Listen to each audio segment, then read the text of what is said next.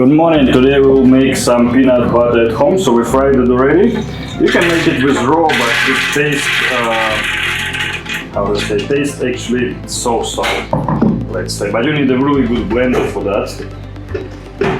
I mean, like, really powerful.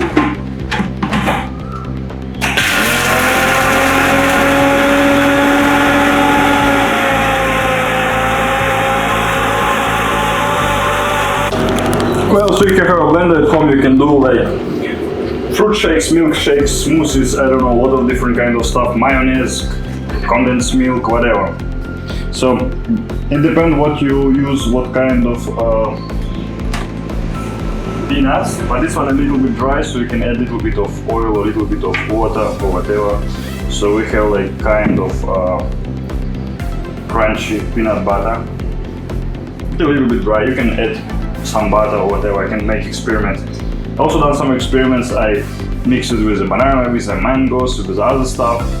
Well, it tastes a bit strange, but you can make your own experiments.